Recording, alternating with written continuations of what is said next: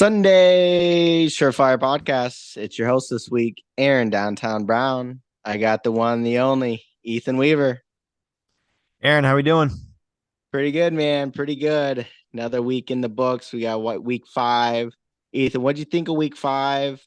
Just overall in the week, and then leading up now for week six. Overall, just DFS kind of direction.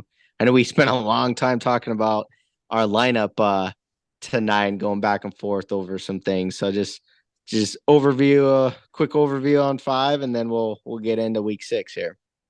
Yeah, no, week five was up and down. Obviously, guys like Justin Jefferson didn't come through for us. My New England Patriots had a train wreck of a performance, so that wasn't very fun to watch. The Dallas Cowboys were a complete mess as well against the 49ers. I thought that game was going to be the game of the week, and it was kind of a snooze fest there in the second half. But no, overall week five it was just, I mean, good to watch some football, but some up and down performances. We had guys kind of return to elite status where we thought they would be more so this season, like Jamar Chase. So it was uh it was a good week. It was nice to see Justin Fields pop off again. So it was nice to see him have back to back good weeks. So it was good to see some guys ball out and see them kind of bounce back. And as I said, it was unfortunate to see some teams and some other players kind of fall short.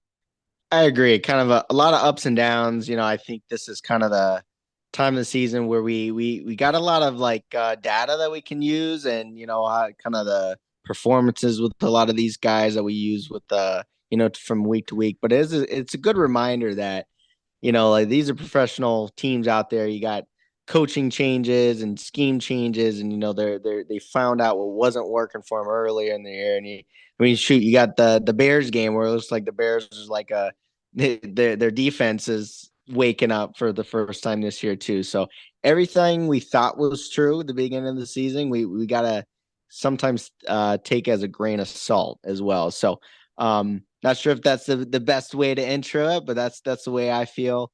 I guess before we get to week six, let's go over the told you so's from week five. You like that? You like that? All right, yeah, we definitely like calling out what we like from each week. Ethan, well, I'll let you kick it off here. What were your main told you so's from week five? So I have three I told you so's. Not huge ones, but I think for the price point and kind of the position, I think they fit the bill. So my first one was actually an honorable mention. I did mention David Montgomery last week. I thought he was going to have another good performance.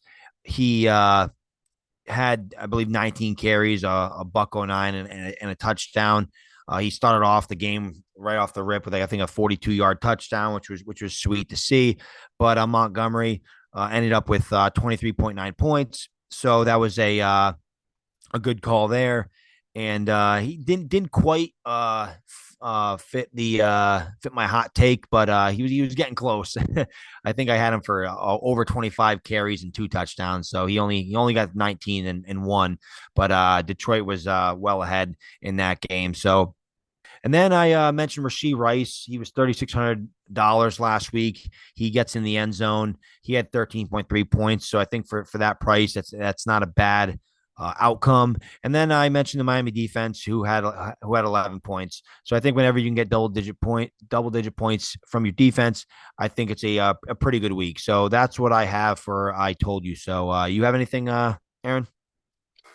It's funny. I kind of got I kind of a odd told you so section this week. So, I actually have zero guys to say told you so from last week. But it's funny. We were joking about it in our lineup that we have against each other. I scored over 180 points. So 181 points. And the funny thing about it was my bullish buy last week was Justin Jefferson, and he was my lowest position player in my lineup. So never have I don't think I've ever had such a high scoring week with my bullish buy scoring so low. So kind of weird, but it's my receipt is in our Discord uh from last week too. So kind of odd, but I definitely wanted to bring this up too because I had guys like Chase and I had Brees Hall in my lineup last week too. But this is kind of what we were talking about in our intro, where you got players where you're just in DFS, you got to buy low at some point, right? And Chase I really liked, but I wasn't quite ready to know if I wanted to bring him out on the podcast yet. Like, is Burrow healthy? Is like, with the Jets, did they truly make the turnaround after that Chiefs game or not? So I had a weird, not technically I told you so from last week from the pod. I was kind of in a weird situation there in my told you so section. No, I hear you. I mean, I would kind of run into that with a couple players because they don't really fit the bill for our pick six category, and they're not very high, as high priced maybe for the bullish buy, or maybe they're not your locked in bullish buy. But guys like Devon, A Chain, I had in my lineup, but I didn't mention him as well, and he popped off. Unfortunately, he's hurt, but I definitely hear you there. Where there's guys in your lineup that don't make the podcast, but they go off, and you definitely kicked me and Kamish's ass this week with your 181 points. Yeah, no, I feel bad a little bit, but I know Oh, I'm sure you just feel so joking on, bad. yeah, just but yeah, definitely bad there, but no, I know we're pretty competitive, so I'm not gonna let my foot off the gas there too. As we know in the past seasons, it gets pretty tight, and from week to week it can definitely change. But anyway, I definitely wanted to bring that concept up from last week into this week too, because that's part of why we do this is whereas we just don't want to throw 100 guys at everyone, and then it's like we're just playing a lottery ticket there too. We really want to just get a handful of guys and give our best opinions, and as we go on through the show, you can either agree, disagree, or listen to our agreements and disagreements. That's where it gets all fun. But that's kind of our strategy there. So with that being said, we'll kick off the bullish buy section, and Ethan, I'll let you kick it off again. Start off with your bullish buy here to kick it off with week 6. Yeah, I'm gonna start off with my bullish buy. I'm gonna start off at 6,400, so nothing crazy. I was debating between a couple of different guys to mention here, but I'm gonna go with Raheem Mostert, the running back for the Miami Dolphins, with the news of Devon. I think his name's A Chan now. I think he corrected people's pronunciation of A Chain, so I think it's A Chan now. But he's unfortunately he's out a couple weeks with a knee injury. So Mostert is going to lock up the RB1 role. I know Jeff Wilson is designated return from IR, so I guess we'll keep an eye on that. But I still think Raheem Mostert's going to be locked in RB1, and if Wilson isn't a go, I believe it's just him and Ahmed. So Raheem Mostert should definitely get an uptick in carries, and they're playing the Carolina Panthers, who are ranked 31st against running backs. I think Miami is going to blow the doors off Carolina, and it's not going to be much of a contest. So I think they're going to have an uptick in volume on the ground. And Raheem Mostert doesn't really need a lot of carries anyways to make his presence known, as he can score from anywhere, just like A Chain.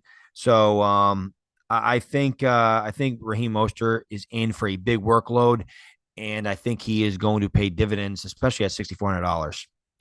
Yeah, I love that call. I actually love it so much that Mostert's also in my lineup this week. So part of the reason why I'm agreeing with you there. So always love it on the pod when we agree on players. Yeah, I like Mostert here, but it is kind of funny. Um, it's sad sometimes when you gotta reconsider if you want guys in your lineup or not. If you really think the team's gonna do so well, they might take the starters out. As 100%, a 100%. I am worried about that with Mostert. yeah. So, but I'm on the same page with you. I think they get a lot of points early, and Um, in Mostert's position, maybe it's a benefit that A-Chan or A-Chain is out. They may leave him in a little bit longer before Wilson kind of takes over, but Wilson's coming off the IR too, so it's like, how do you really play that too? Or maybe it's Ahmed or kind of takes over in the late game as well. But I like the call overall. I'm not going to disagree with Mostert. He, like I said, he's in my lineup, so um, don't need to go too much further from there. For my bullish buy, this is it's kind of pretty high price, but the rest of my lineup, you may see is more average prices here. This is my only spike I got here, but it's right in my bullish buy section. I'm gonna go with my boy Cooper Cup, 9,000. I know, I know, like some fantasy managers were wondering how Cup was gonna make his return, and I think it's safe to say that he's back and healthy, right? To me, he looked great last week. 8 catches out of 12 targets, 118 yards, no touchdowns. So I like that fact. I mean, he's just playing. He goes up against Arizona this upcoming week, where Chase just kind of tore them to shreds with scoring 3 tutties and having a game of his career too. So I like Cup against Arizona this week. I think it's a great matchup. And I think he also finds his way in the end zone along with getting his normal receptions per game. So I went with Cup this week in my section. Yeah, I love that call. I was actually debating putting Cup in my lineup as well. I just think he's so safe. As you mentioned, 12 targets first game back, and that's probably just going to increase week to week. Matt Stafford just locks into Cooper Cup, even with Puka Nacua out there, who actually had a very nice game as well. But yeah, Cooper Cup, it doesn't really get much safer than him if he's healthy and on the field. Matt Stafford is going to look his way, so I think that's a very good call by you, Downtown Brown. Well, thank you, sir. Thank you, sir. I think this is the normal time where we just kind of move on to the next section here. We're gonna switch it up a little bit, do something a little different. Um, Kamish is gonna give you a lot of his picks on our Discord this week. I know we've been hinting on that from week to week. Make sure you're joining that Discord on, you can find on any of our socials. Gotta love to throw that drop in there. But with that being said, I think, as we were talking about this week, it's one of when you look at the whole slate of games this week, you don't have that many of high overs. Where the over under is a lot of high scoring, so a lot of tight knit matchups this week, which makes this lineup even a little more difficult. There's not a whole lot of obvious, just ones that are just glaring out at everyone, to throw in your lineup this week. So what we want to do is we want to throw in an honorable mention section this week, and I'll throw in a little bit, kind of that gray area guy, where I think he's going to pop off, and then Ethan, I'll let you throw a honorable mention as well too. But I'll go ahead and kick it off here. We like to sometimes sprinkle in these honorable mentions, but I think you're gonna like this guy. I know you're a fan of this dude overall, so hopefully I get another agreement here. But I'm going 6,300. I'm going your guy, Michael Pittman, wide receiver, Indianapolis Colts. I like Pittman this week. Colts against Jaguars, another division game. Um, we just learned, here's another week where A-Rich gets hurt. It's going to be Minshew starting at QB. But what we do see is we do see a target spike when Minshew is playing QB compared to A-Rich right now in A-Rich's career, right? So I think Pittman is more of a deep threat when Minshew is playing QB. Like I said last week with these division games, I think a lot can happen in these games. I think they might get it to Pittman into some deep throws, kind of air it out to him. So I'm a big fan of Pittman this week. So Ethan, what do you think of Michael Pittman for 6,300 this week? I like the call, as you said. I like the player, and I like the player more at this point in Anthony Richardson's development. Anyways, I like him more when Minshew's at the helm. Last time Minshew started the game, He had 11 targets, 9 catches for 77 yards. So I think, especially if Jacksonville can put up some points, I think Minshew's going to be looking his way a lot. So I definitely like that call, and I think Pittman can have a big game. I think he can bounce back from his 5 reception, 52-yard performance last week, and I think he can be in for a nice day. So from there, I'll go into my, I guess, honorable mention here. And I was kind of going back and forth actually between a couple of players, and I think I might have switched at the last second. I'm going to stay in that Miami Carolina game. And I did mention that I think Miami is going to blow the doors off Carolina. And if Miami gets up big, I think Bryce Young is going to be chucking the ball a lot. And I think Adam Thielen's going to be the benefactor again. They got blown out 42-24 against Detroit, and that led to 13 targets for Thielen, 11 catches, 107 yards, and a touchdown. I think they're going to be trying to chuck the ball the entire day. So I think Adam Thielen at $5,900 is a good safe bet. He's going to get the targets. He's going to get Bryce Young's gonna be looking his way probably all day. So I think he's actually a pretty safe bet at $5,900. That's another one I like. I don't have Thielen in my lineup, but I'll tell you why I like it is kind of goes along with the theme of like the strategy, how I put my lineup together. I know I mentioned I don't have Thielen, but I think as you see as we go on, like my players, I wanted to be very safe in my lineup this week.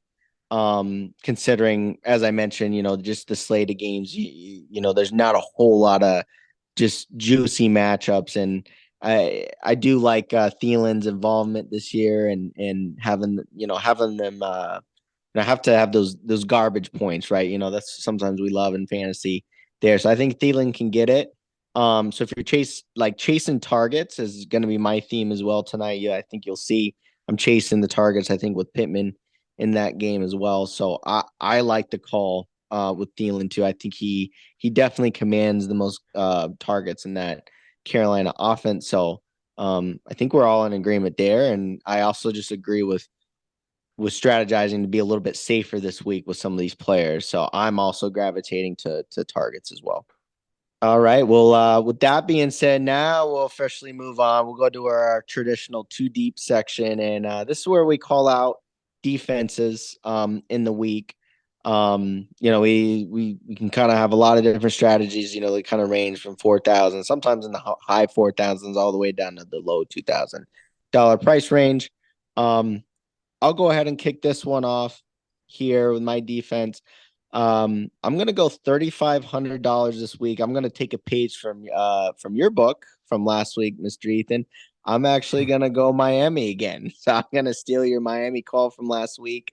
It's funny. Miami versus Carolina, I was mentioning that actually is the highest over of the week. So usually we like to pick defenses in one of the lowest overs. But the funny thing about that is I think out of those 48 points, most of them it's going to come Miami's way, maybe in the tune of the 30 plus section. So that's under 20 on the Carolina side is how I kind of look at that game. Miami has 17 sacks on the year. Kind of, I think, as we've talked about it, the struggling Carolina offense as well. So I'm gonna jump all over Miami again. It's kind of just that mid-tier defensive call, and it worked out for you last week. I think they're gonna just keep rolling again this week. So I went with Miami for my defense this week.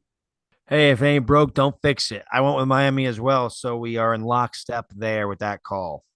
Nice, I love it. I love it. A lot of agreement. So Yeah, yes, that's cool. yes, That's yeah, cool.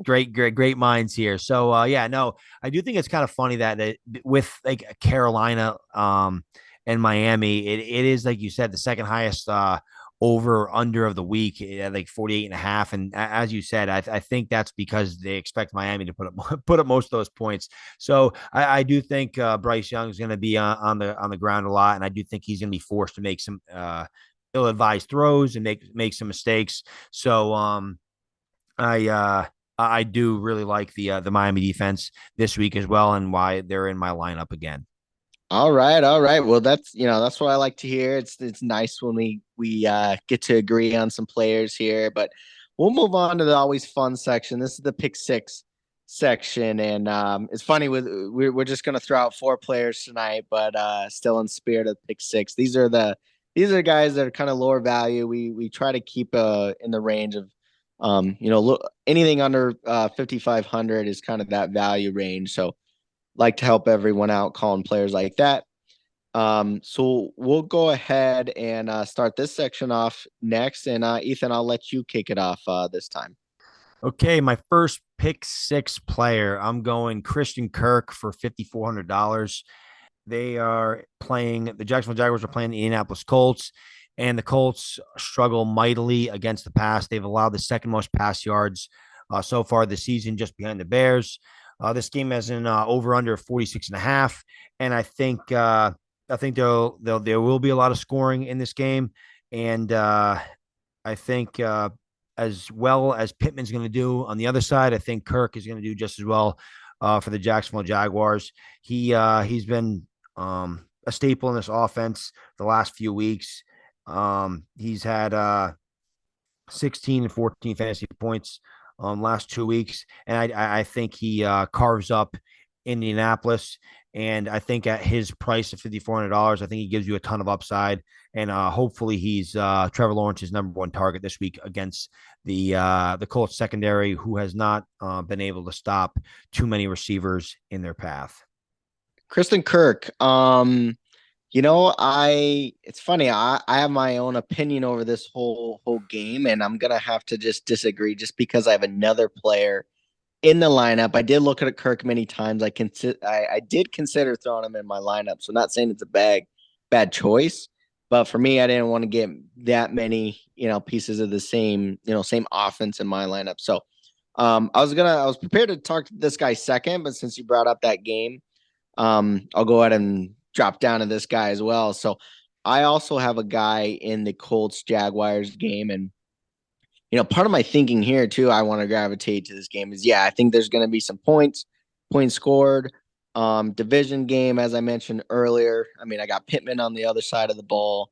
But another thing that, I know in the betting community, that gets traced a lot is when and this is even in basketball too. This is like in many sports, is when East Coast teams need to travel to go to the West Coast or vice versa, and you got the time zone changes. It really affects your play and just your routines and whatnot.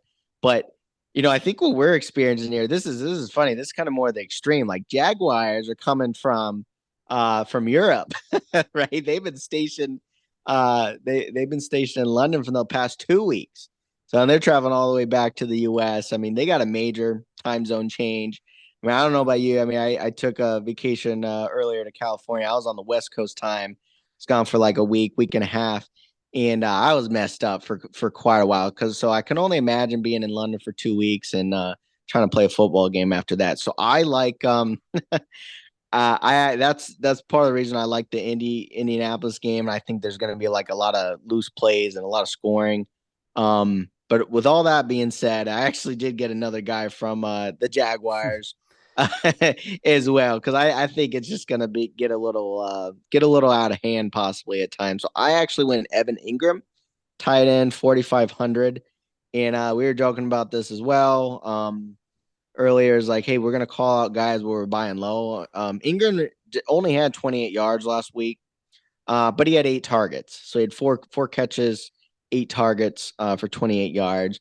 I think Ingram is still a guy that's involved in that offense. Obviously, with the 8 targets, it's at the tight end position, it's nice to chase targets. So it goes along with my theme this week. Like I think we're both alluding to, it's going to be kind of I feel like it's going to be an interesting game to watch out of all the whole slate of games.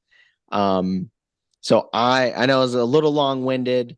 Don't mind your Kirk call. I want Evan Ingram, but I just think that game's going to be an interesting one to watch. So, what do you think of Evan Ingram at 4,500? I don't mind the call with Evan Ingram, because I do think the Jacksonville Jaguars are going to be able to move the ball. I would rather have Christian Kirk in my lineup if I was going to pick a Jacksonville Jaguar, but I don't mind Evan Ingram. Evan Ingram has been a staple of that offense, and the Indianapolis Colts like I said, have struggled defending through the air. But just to defend Christian Kirk a little bit, I mentioned his fantasy points the last 2 weeks, I mentioned that he's been a staple of this offense. I mean, obviously he had a very down week one, but I mean, since week one, he's had 14, 6, 12, and 8 targets. And he's turned that into 25, 15, 16, and 14 fantasy points the last 4 weeks. So if I was going to bet on a player in Jacksonville to pop off against Indianapolis, I'm placing my bet with Christian Kirk. You're placing your bet obviously with Evan Ingram, but I do think one of these Jacksonville Jaguars receivers are going to pop off. I'm hoping it's number 13 for the Jacksonville Jaguars, but that is a good point though. With the Jacksonville Jaguars coming back from London. They've been there, obviously, like you said, for a little while. Probably going to be their new home someday. But I do like this game. I think there's going to be points scored. So which is why I do like the call to get some Jacksonville Jaguars in your lineup. All right. Yeah, we'll definitely track that game. I mean, I think between the two of us, we got at least three players in that game. So definitely track that game out there. We'll go ahead on our next two picks here. Guess we'll switch it up. We'll kind of go back and forth here. My next pick here for 4,800, guy we've been kind of up and down on the show. I think even in the off season, sometimes we like him. It's almost like I feel like we're all trying to figure out, where we stand on this guy. But I'm going 4,800 Drake London in that Washington Atlanta game in Atlanta. London just came off of 6 catches out of 9 targets, 78 yards. But a keynote here is Ritter went over 300 passing yards. I believe the first time in his career. Nice game from Ritter. And then, but the thing I like here is kind of a reoccurring segment. We talk about Washington, and this is season 3 of Sunday Surefire, but from season 1 till now, and possibly even before, Washington's secondary has struggled. Probably since the only last time I can think of is when Josh Norman was relevant for Washington. So I think from then, Washington struggles giving up passing yards to the air. So I know we say that run heavy offense with Atlanta, but I actually like London's involvement again, being that ace over there in the wide receiver core. So like I said, it also goes along with my strategy this week, just chasing targets in all these slates this week. So my last pick 6 here is Drake London. I don't mind the Drake London call at all. Actually, I saw him and I was debating to put him in my lineup. I ultimately didn't, but I do like what he's been doing the last few weeks. He in week 3 he had a down performance, but I mean other than that, I mean week 2 we see him at 18.7 fantasy points. Week 4 he's at 11.8, and then this past week he was 14.7. So he's been relatively consistent. He's getting the targets. Ritter seems like he's starting to progress. Kyle Pitts was actually involved this week. I think he had like 11 targets. So it's nice to see London and Pitts, their top 10 picks, starting to get involved. They're starting to sling the rock a little more, which didn't help my Bijan Robinson bullish buy from last week, but that's a story for another day. I like Drake London this week. I think he has a chance to carve up the Washington secondary, and it was definitely a player I was debating to put in my lineup this week. Like it. We're playing nice this week, Ethan. Let's hear your last pick 6. Let's see if we can get into it or not. Yeah, you might not be playing nice after this down and dirty pick 6 right here. This is as gross as it gets.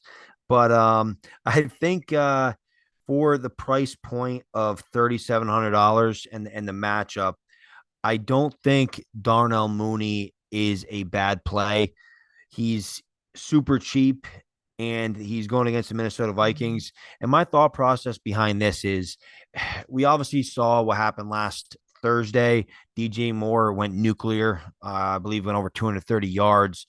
And now they have a dream matchup against Minnesota, who is 31st against wide receivers. And my thought process behind this is there's no way Minnesota can allow DJ Moore to go for 200 plus yards, even 150 plus yards, back to back weeks. They're going to roll the coverage his way, which I think will allow Darnell Mooney to get loose. And for everybody that actually watched that Thursday night game between the Commanders and the Bears, the first play of the game, I believe they went play action and deep to Darnell Mooney, and Fields and Mooney were just a little off.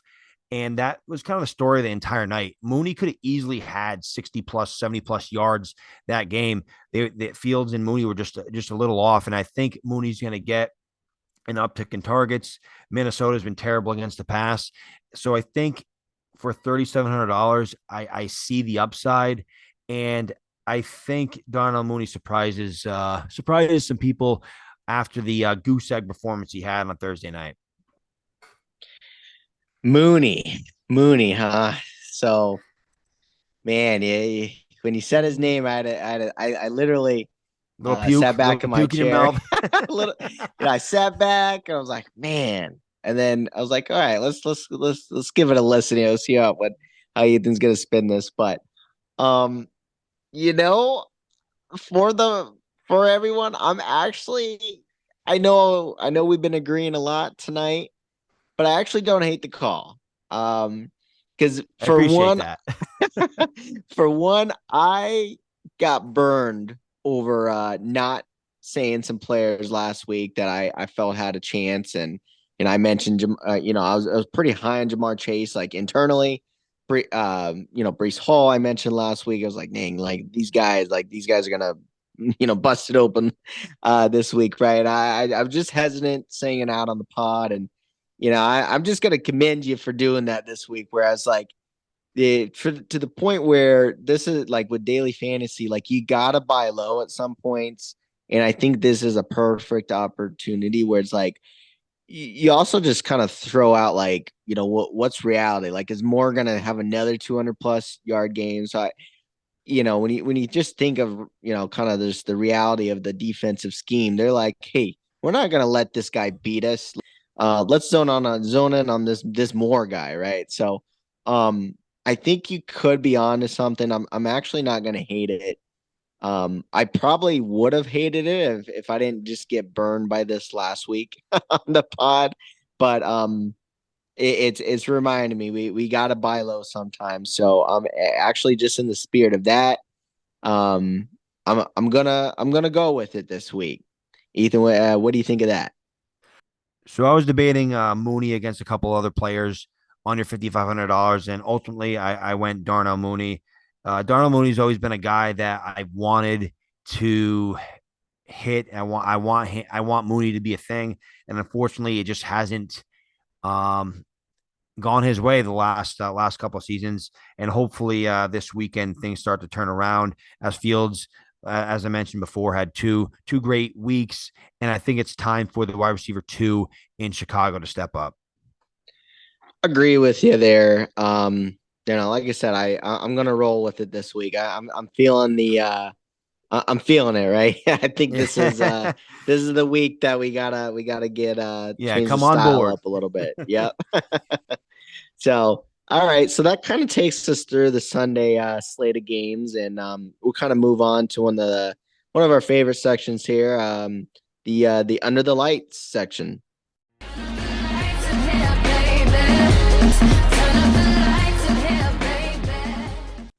All right, so under the lights here this week, I get to talk about my beloved Kansas City Chiefs. What do you know? I love how this works out. So, sometimes I don't like it because I don't like jinxing my team over air on air. So, I like to pick and choose words I say because I'm very superstitious.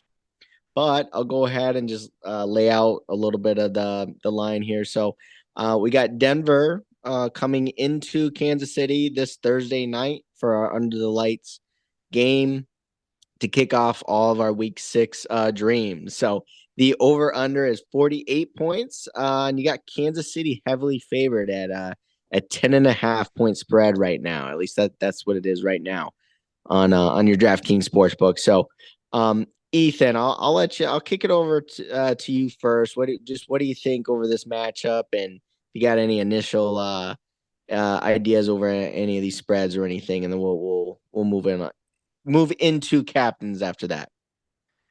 Yeah, when Russell Wilson went over to Denver, we were hoping that these Kansas City, Denver Bronco games were going to be shootouts, just great games. And unfortunately, we just haven't gotten that because Russell Wilson and the Denver Broncos are on the verge of just basically blowing everything up because they are not a very good football team. So I think the Chiefs take care of business rather easily, and I think it forces the Denver Broncos to go in chuck it mode pretty early in this game. Hopefully, my guy Judy does some work, but I think the Chiefs roll over the Broncos, and I think it starts the process of the Denver Broncos to start moving some players before the deadline. Yeah, I part of the reason why I like kicking it over to you first is I just like you to do the talking there. So yeah, hopefully I like that I like that to play out that way. I think what we've seen on the other end on the Kansas City side is I've kind of as a fan Kansas City fan, I know a lot of people came up to me this year like, "Hey, are you worried about your Chiefs? You worried about Mahomes and this and that?" And I guess what I've observed is like over the last couple of years is the Chiefs have kind of learned from the past where like, we've seen that offense that just scores a bunch, but those were back in the days when we had just terrible defense, right? So one of the things I'm really excited about this year is the Kansas City defense is really flying around, right? I know we talked about Snead and secondary. You got Bolton when he's missed a couple games and they're still putting up nice numbers, and obviously the returner Chris Jones after week one has just been, we see the impact he brings. So I agree with you. I think Kansas City does take care of business. It's just like just on the defensive side of the ball, right? So if you just force it to where you can win, where the game's in your control, I think that's kind of the strategy that the Chiefs are trying to do from week to week now. Um, but yeah, I'm hoping the spread kind of holds true. But we'll see. I know I know the I actually was kind of happy to see Denver kind of get a little bit of karma back last week with the Jets beating them over that whole Nathaniel Hackett ordeal. So I was kind of glad to see the Jets come out on top. So I'm all for Denver just being all up in arms and wanting to keep rebuilding. So keep laying that on me there. There, that's music to my ears. So with that being said, I'll let you kick off your captain mode for this Thursday night game, and then we'll go back and forth there. Yeah, if price point was an issue, I think Patty Mahomes is definitely the player to put in your captain spot. But him being $19,200 in your captain spot really kind of puts you in a hole to fill out the rest of your lineup, which is why I didn't put Patty Mahomes in my captain lineup. And to kind of piggyback on how I think this game's going to go, and the fact that I think Kansas City is going to roll over Denver, I do think it leads to Isaiah Pacheco getting a decent amount of carries against the opposition ranked 32nd defense against running backs. I think Isaiah Pacheco has a big night on the ground, which is why I put him in my captain's lineup. He's had some decent carry totals the last 3 weeks of 15, 20, and 16. And he's obviously a very hard runner, and he leaves nothing on the table. This guy just runs so hard, and I think he's going to have a big night just by the simple fact that I just don't think Denver's going to be able to keep up. And I think it's just going to lend to Patrick Mahomes hand the ball off on a short week. Kelsey, obviously, with the ankle. I think it's a good opportunity for the Chiefs to work on their run game and just get out of Dodge with an easy win and get the mini bye 10 day or so rest. So I'm going Isaiah Pacheco for my captain. I immediately like that call. Pacheco was the first guy I thought of, and I think even before I looked at the lineups, I was going to throw Pacheco in as my captain too. Um, I got a little hesitant in the fact kind of going back to that Mostert point for the week. So Kansas City already likes to kind of rotate in three running backs, and then if it is what's deemed to be a lesser opponent. If it does get out of hand, question is how much is Pacheco involved? So I do have Pacheco in my lineup, but I did end up going a different way. So I guess overall, I'm not gonna disagree with Pacheco. I like him. I think he's gonna have an awesome year and put up fantasy points, and this is probably still be the case tonight. But I actually I'm gonna go a different direction. I actually went Kadarius Toney as my captain for 6,000. And it's funny, it actually goes along with just my overall strategy for the whole week. Just still chasing targets. Tony, after becoming healthy again, he's up in the mid tier. 6 targets isn't crazy. But he is getting more involvement, being healthy again. Um, Tony, another reason I like Tony for this week is I also feel they may not take a whole lot of chances with Travis Kelsey. So I do think the wide receivers are going to have to do a lot of work and make up for the loss of Kelsey. I think they're still going to have to step up and make some big plays. So this also might just be a test for that wide receiver core. And we really have not seen Tony's deep threat ability, which he truly does have.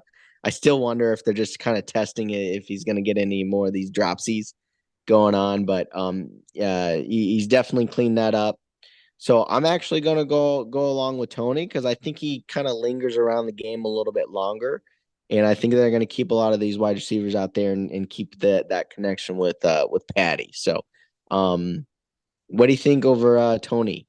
I don't think it's a bad call, especially for that price point. Kadarius Toney obviously has some upside. I was surprised to see him as a target leader amongst receivers last week. My bet in my hot take there last week too with Rashee Rice was that he was going to be the target leader again, and he was going to have a big night. He did. Obviously, Rashee Rice did get in the end zone, which saved his day.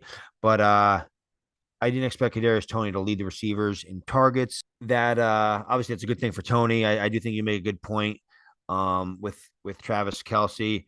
I also mentioned that Travis Kelsey they're probably going to take it easy with him, considering that I think they're going to take care of business with Denver. But you mentioned that if they do take it easy with Travis Kelsey, I think it's going to lend more targets and more playing time to the receivers.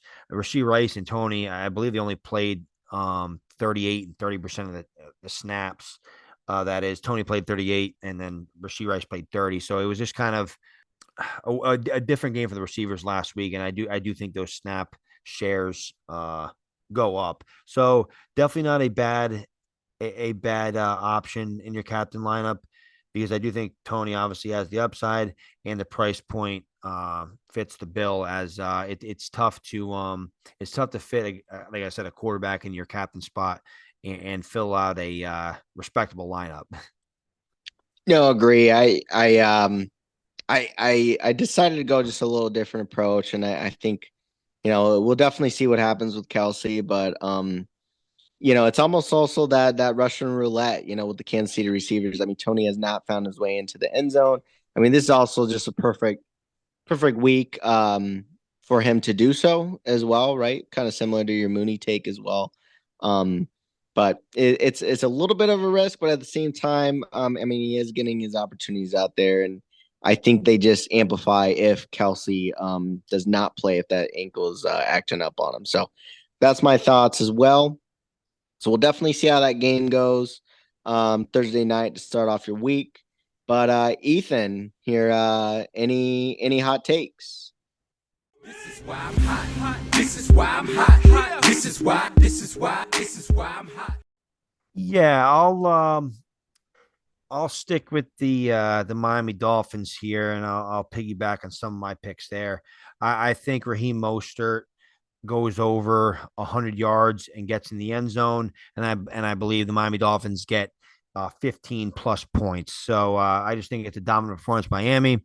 I think their defense allows the Miami Dolphins just to run the ball, and I think the uptick in volume for Mostert leads to him going over the century mark and him falling in the end zone. So I'm going to kind of pair those two. So Mostert over 100 and a touchdown in Miami to get 15 plus fantasy points in the defensive spot.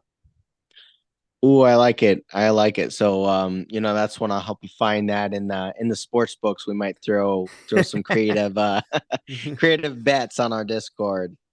So, speaking of Discord, I also have a hot take this week. Also kind of, you can turn into a bet. We talk underdog a lot. Underdog is a good, nice partner we have.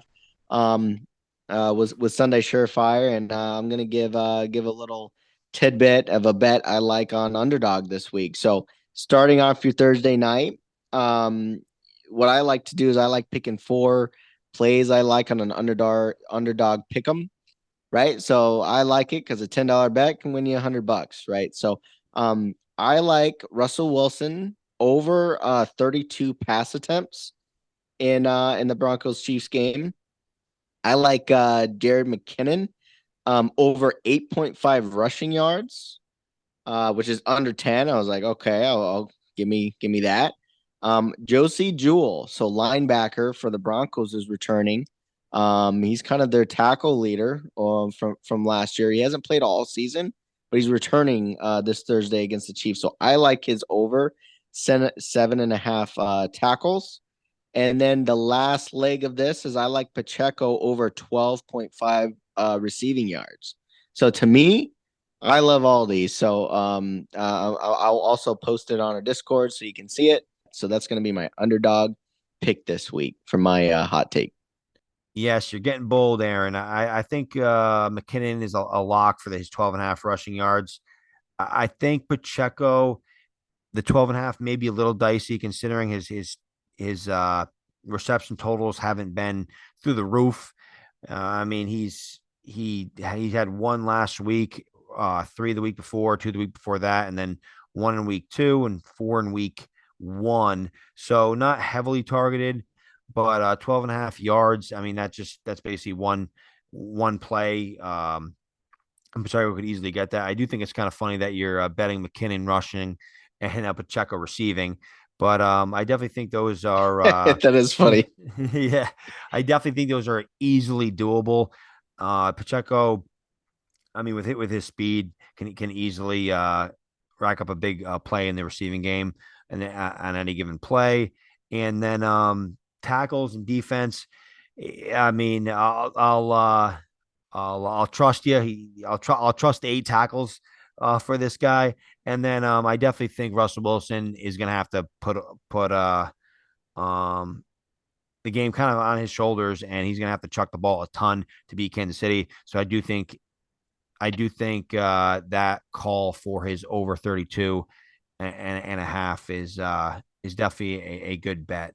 But hopefully it hits. But hey, it's hot take. So if it does hit, it's great. If it doesn't, hey, it really wasn't supposed to. That's right. That's right. No harm, no foul, right? So Yeah, I mean, we're exactly. talking 100 times your money. It's not Oh, it's a not too guarantee. bad, right? Right, right. Or 10 times, right? So yeah, definitely definitely look forward to that. If you're not on our Discord, make sure you join the link on all of our socials. You can find it anywhere. Just DM us and we'll send it to you as well. Definitely looking forward to another week 6 of football. We got a lot of options for you this week in DFS, and we stay pretty active in the Discord. We keep advertising every left and right too. So make sure you join. But other than that, I'll say our famous last words, and that's peace.